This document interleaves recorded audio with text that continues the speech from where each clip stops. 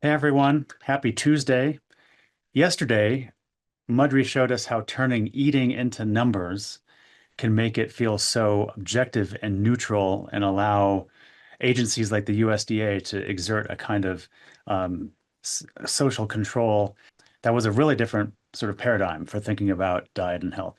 Today, we're reading an author, Charlotte Bitlikoff, who argues that supposedly neutral science is still doing serious moral and political work, even when couched in the language of objectivity and quantification. As usual, a couple of points I hope you take away from the reading today, or things I want you to have in mind as you go through the reading. The first one is nutrition as moral discourse. And so one of the arguments you'll encounter for today is that nutritional science in the early 20th century, late 19th, early 20th centuries, and arguably through today still, nutritional science doesn't just tell you what to eat, it tells you how to be a good person. And when you think about sort of the supposed objectivity of language, it's sometimes hard to see that. I mean, but think about any kind of fad diet you can think of, blood type diet, keto, paleo, Atkins, whatever. There's a million of them. They all have a lot of science, right? They all reference different kind of studies. Some are a little bit more subversive, some are a little bit more mainstream. They all have research, though. They all have quantification, measurement, studies. That's just how expertise is being created now. We saw this on Monday, and that's the world we're living in from a diet and health perspective, starting in the later 19th century.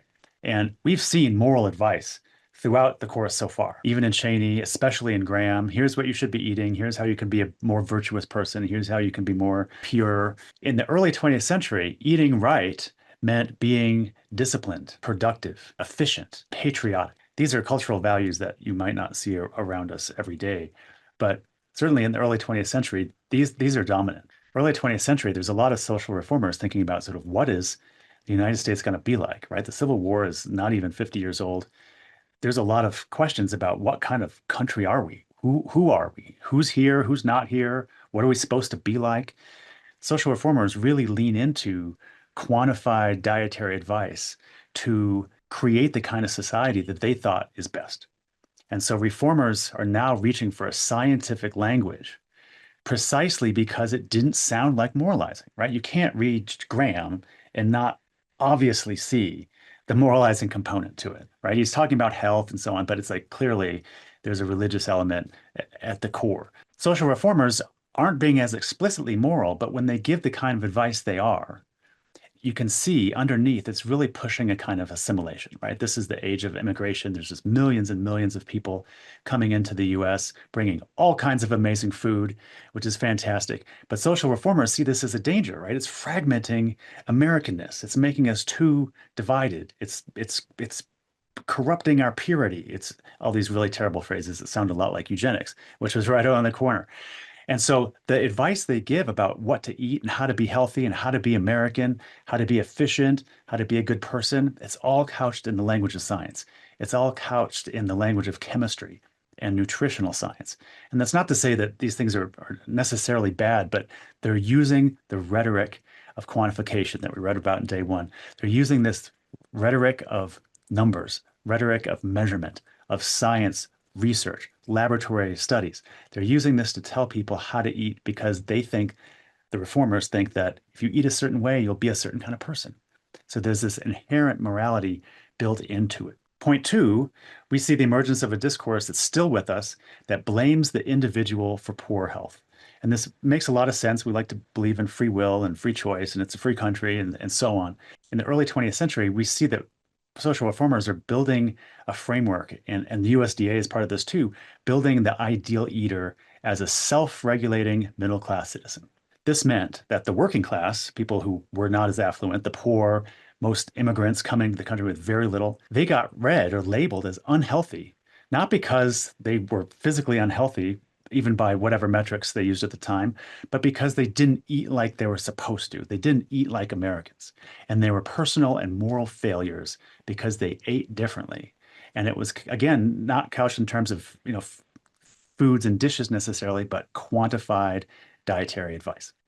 And this is the origin of a rhetoric that's still everywhere today, right? Blaming individuals for health outcomes that aren't necessarily their fault or a result of their choice. right? And we like to think we have free will, we can make choices, and people who are too large or have health problems related to food, they have made bad choices. We still do this. We tend to completely ignore structural inequality, poverty, unequal working conditions, opportunities for employment. There's all kinds of reasons people actually don't have the choice that we like to think that they do. And so when you work three jobs and you are on your way home and you get fast food for your family because that's what you can afford and that's what you have time for because you've got a billion other things to do, is that really a choice? I mean, how much choice is that really? How do we quantify that? I suppose you could ask. But we can't ignore that. And that's kind of what she's talking about in terms of this blaming the individual rhetoric. When we come back to this later on in the course, we read a great article about obesity and how it's the default still in the 21st century is to ascribe it to personal choice at the expense of all the other factors that can contribute to it. Point three, Bitlikov talks about the idea of social governance through dietary advice. And she talks about how nutrition advice becomes sort of like a soft tool of power through schools, through the military, public health campaigns, official dietary advice from the USDA, the New England Kitchen that you read about for today. So the state, not just individual states, but the government, federal government, state governments could shape behavior. They could shape what kind of citizens existed in the country without overt coercion. You didn't have to have laws about what you could or couldn't sell or buy or eat, but you could have this sort of constant education that was happening in different contexts that said, this is what it means to be healthy. This is what you should eat. This is how you be a good person. And when you have all those sort of just saturated, it becomes hard to see outside of that context. The New England diet, which we read about for today, wasn't pushed because it was healthier in any meaningful way. Well, people said that from time to time, but it was the kind of compliant citizen that social reformers want. They wanted people to eat like middle class New Englanders. That was their model person. That was their model eater. And they wanted everyone to conform to that.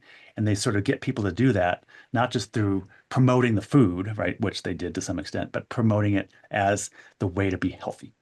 Okay, your discussion post for today. I'm really looking forward to this one. Well, I look forward to all of them, to be honest. Um, Billikov claims all scientific dietary advice is necessarily moralizing. I forgot the exact quote, but that's basically it.